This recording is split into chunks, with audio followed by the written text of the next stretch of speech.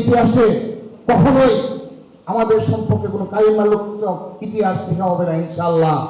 যদি সঠিকভাবে ইতিহাসটি বিবর্তন হয়, ছাত্রদলকে নিয়ে গর্বে এই বাংলাদেশের সকল শিক্ষা প্রতিষ্ঠানের সেই আগামী প্রজন্ম গর্বিত হবে যে ছাত্র দলের নেতা কর্মীরা অত্যন্ত সহনশীলভাবে তারা এই পরিস্থিতি মোকাবেলা করেছে।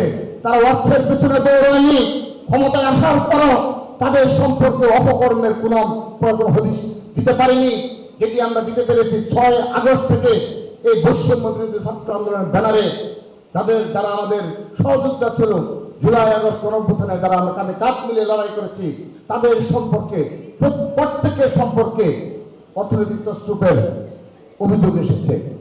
আমাদের সম্পর্কে অভিযোগ আসেনি। সেহেতু আমরা আপনাদের আহ্বান জানাই, আজকের দিনে আহ্বান জানাচ্ছি, এখনো সময় রয়েছে। বিবেকমূলক ষড়যন্ত্রমূলক রাজনীতি পরিত্যাগ করে আসুন আমরা একসাথে বাংলাদেশ বিনির্মাণ করি এবং আমরা যেন কখনোই আমাদের সেই 2000-এর অধিক ছাত্র জনতা যারা শহীদ হয়েছে তাদেরকে কখনো ভুলে না যায়। আমরাও তাদের একজন হতে পারতাম। আপনারা আজকে যারা জীবিত রয়েছেন আপনারাও তাদের একজন হতে পারতেন। সেহেতু এই বিষয়টি মনে রাখবেন। কিন্তু আমি আজকের এই দিনে ভেবেছিলাম কোনো নেগেটিভ কথাই বলবো না, কিন্তু বাংলাদেশের রাজনীতি আপনারা এমন দিকে উপনীত করেছেন, এমন জায়গায় নিয়ে ঠেকিয়েছেন যে নেগেটিভ বিষয় ছাড়া আমাদের মনে আর কোনো বিষয়ই আসে না। বক্তব্য দিতে গেলে নেগেটিভ আপনাদের সেই নেগেটিভ বিষয়গুলো চলে আসে। আমরা গতকাল দেখতে পেলাম, এই 3 দিন যাবত আমরা দেখতে পেয়েছি যে গণভোটের ভোটের পক্ষে প্রচারণায় সেখানে অর্থের লেনদেন হয়েছে। সেখানে আমরা দেখতে পেয়েছি যে বাংলাদেশের ব্যাংক নির্বাহীদের যে সংগঠন রয়েছে, অ্যাসোসিয়েশন অফ ব্যাংকার্স বাংলাদেশ, এবিবির পক্ষ থেকে যারা সুশাসনের জন্য নাগরিক নামে যারা অন্যের দুর্নীতি খুঁজে বেড়ায়, যাদেরকে আমরা সুশীল হিসাবে জানি, সেই সুযোগকে প্রায় 2,70,00,000 টাকা দেওয়া হয়েছে। এই অর্থ কিভাবে ব্যবহার করা হয়েছে দৃশ্যমান কোনো বিষয় আমরা দেখিনি। আমরা তো নির্বাচনে মাঠে ছিলাম, 2,70,00,000 টাকা কিভাবে ব্যয় হয়েছে আমরা কিন্তু দৃশ্যমান কোনো কার্যক্রম আপনাদের দেখিনি। প্রিয় উপস্থিতি, সেই সাথে আমরা দেখেছি যে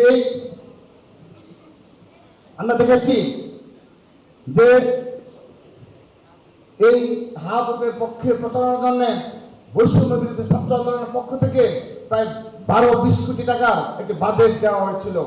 কিন্তু যেহেতু তারা নিবন্ধিত নয়, তো পরবর্তীতে তারা স্যাট ফাউন্ডেশন নামে একটা ফাউন্ডেশন করে নতুন ভাবে 1 কোটি টাকা তারা পেয়েছে, স্বীকারোক্তিমূলক ভাবে জানতে পেরেছি।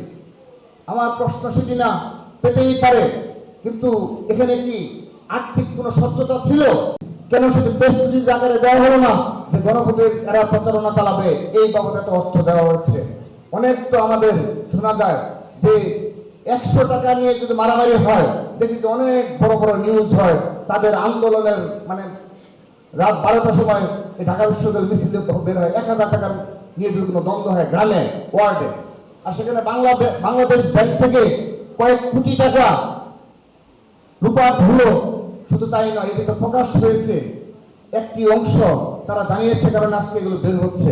এরকম এই 1.5 বছরে আর অনেক বিষয় রয়েছে যেগুলো জনসম্মুখে আসেনি, কখনো আসবেও না। তারপরও আমরা সব কিছু ভুলে যেতে চাই, আমরা পেছনে ফিরে যেতে চাই না। এত কিছুর পরও আমরা নেগেটিভ পলিটিক্স করতে চাই না। আমি দায়িত্ব নিয়ে বলছি, মাননীয় প্রধানমন্ত্রী এবং আমাদের ছাত্র দলের গর্বিত অভিভাবক, তিনি কখনো নেগেটিভ মেন্টালিটি রাজনীতি করেননি। আমি এতদিন দায়িত্বে ছিলাম, আমি তার মাঝে কখনো নেগেটিভ মেন্টালিটি কোনো পলিটিক্স আমি দেখিনি।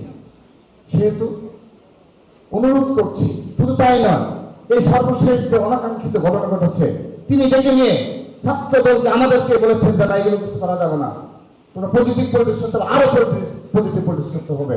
আমাদের কাছে তিনি ব্যাখ্যা চেয়েছেন যে কেন এই ঘটনা ঘটলো। কিন্তু অপর পক্ষে যারা রয়েছেন তাদের আচরণ এবং তারা সরাসরি প্রত্যক্ষভাবে এই মব কালচার এবং সোশ্যাল মিডিয়ার যে ষড়যন্ত্রমূলক প্রপাগান্ডামূলক অশ্লীলতার যে অপরাজনীতি, টোটালি প্রত্যক্ষভাবে তারা সেখানে জড়িত এবং শেল্টার দেওয়া হয়। সর্বশেষ আমরা দেখেছি এই ঢাকা বিশ্ববিদ্যালয়ের 3 জন অনেকগুলো পেজের অ্যাডমিন যারা সাদিককে আমার সাথে সরাসরি জড়িত। আমরা নেগেটিভ পলিটিক্স করতে চাই না। আসুন আমরা সব কিছু ভুলে গিয়ে আপনারা স্বচ্ছতার পরিচয় দেন। আমাদের এই ছাত্রদের কি কি স্বচ্ছতার পরিচয় দিতে হবে আপনারা বলুন, আমরা স্বচ্ছতার পরিচয় দেব।